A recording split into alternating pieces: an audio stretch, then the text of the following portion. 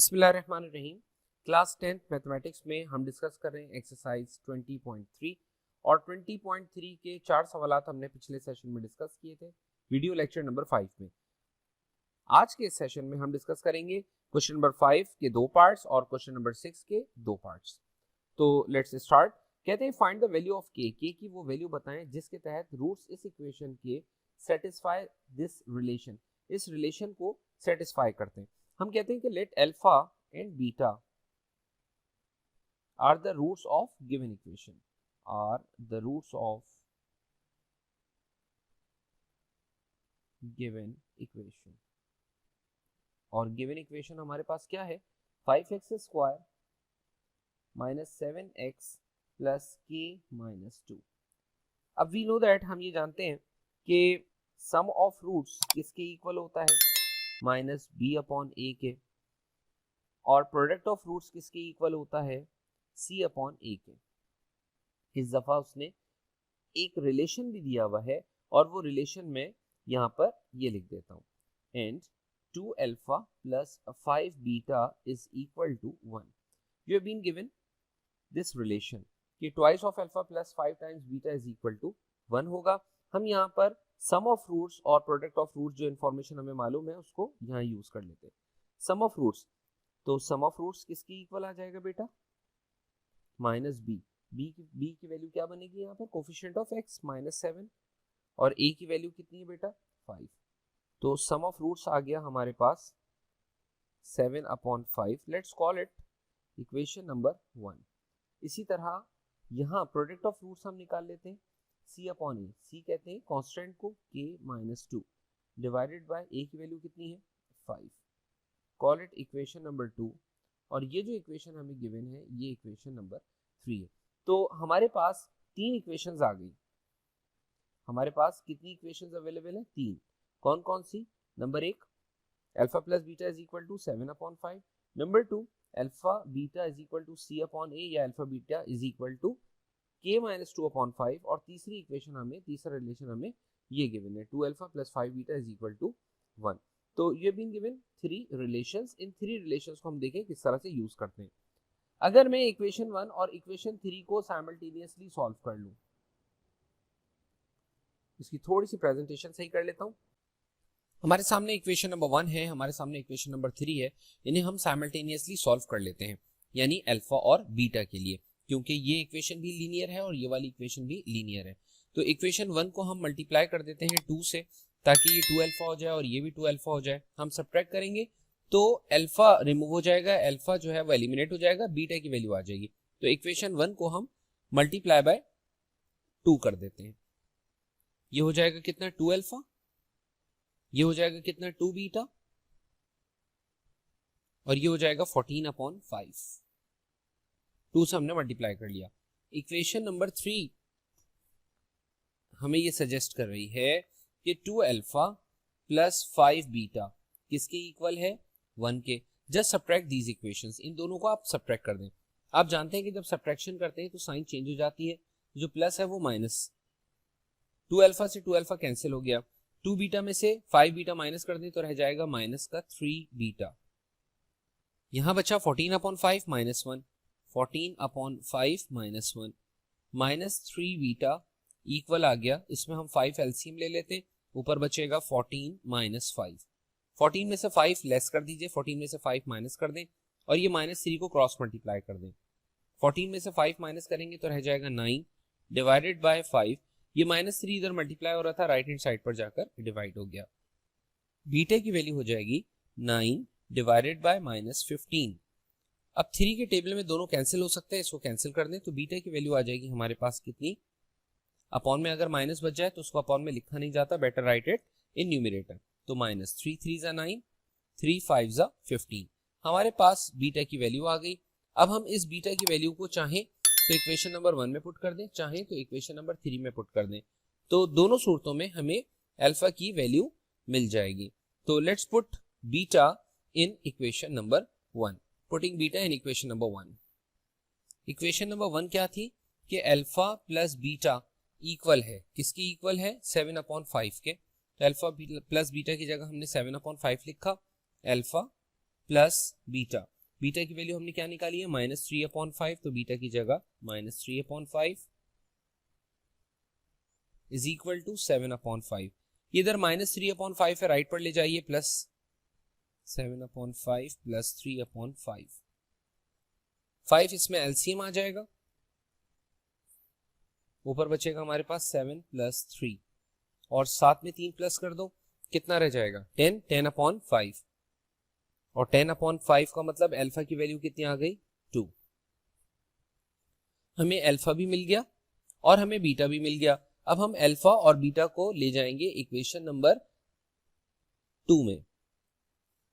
According to equation number 2 alpha beta किसके equal था k-2 divided by 5। तो alpha की जगह अल्फा की वैल्यू हमने पुट की 2 और बीटा की जगह हम बीटा की वैल्यू पुट करेंगे। बीटा की क्या वैल्यू है हमारे पास -3/5, तो इसकी जगह हमने -3/5 लिखा is equal to k-2 divided by 5। इस इक्वेशन को हम सॉल्व करते हैं for the value of k।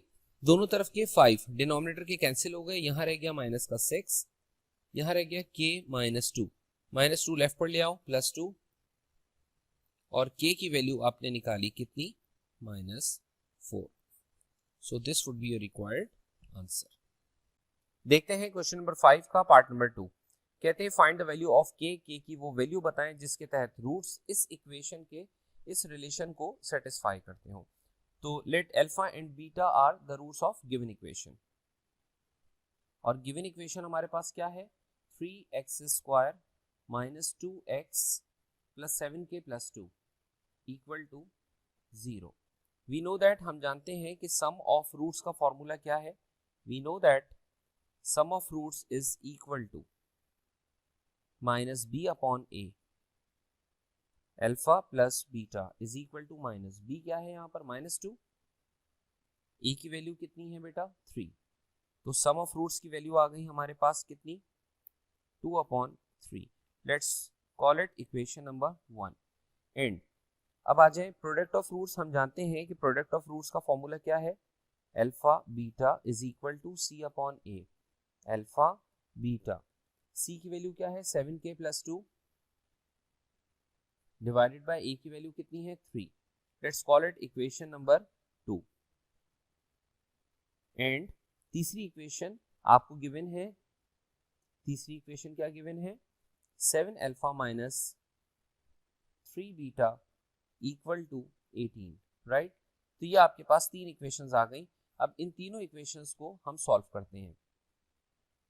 Equation 1 और इक्वेशन 3 को साइमल्टेनियसली सॉल्व कर लें। कैसे सॉल्व करें देखिए, इस तरीका सब्स्टिट्यूशन मेथड भी हो सकता है कि आप यहाँ से अल्फा निकालें इसमें पुट कर दें, या चाहें तो एलिमिनेशन मेथड यूज कर लें। तो जिस तरह हमने पिछले सवाल में किया था बिल्कुल इसी तरह हम इस सवाल में भी कर लेते हैं। जैसे इस दफा हम बीटा को एलिमिनेट कर लेते हैं। बीटा को एलिमिनेट करने के लिए इक्वेशन नंबर 1 और इक्वेशन नंबर 3 में देखें, 3 में बीटा का जो कोफिशिएंट है वो है -3, जबकि यहाँ बीटा का कोफिशिएंट कितना है 1, तो इसको मल्टीप्लाई बाय 3 कर लो, तो ये हो जाएगा बेटा 3α + 3β = 3 से मल्टीप्लाई करो इसको, तो 3 × 2/3। इक्वेशन नंबर 3 हमारे पास क्या है, इक्वेशन नंबर 3 हमें कहती है कि 7α - 3β इक्वल है किसके 18 के। जस्ट एड इट, दोनों इक्वेशंस को ऐड करोगे तो 3β और 3β आपस में क्या हो जाएंगे कैंसिल। यहाँ क्या बचा 3α और 7α मिलकर कितना 10α, ये 3 से 3 कैंसिल, 2 और 18 प्लस कर दो कितना हो जाएगा 20। अल्फा की वैल्यू हो जाएगी 20 डिवाइडेड बाय 10 और अल्फा की वैल्यू हमारे पास कितनी आ गई 2। Put this alpha in equation number 1 to get the value of beta. Alpha plus beta equal है 2/3 के, अल्फा की जगह हमने 2 लिखा, प्लस बीटा इक्वल आ गया किसकी 2/3। ये +2 है, राइट हैंड साइड पर शिफ्ट कर दो, क्या हो जाएगा माइनस।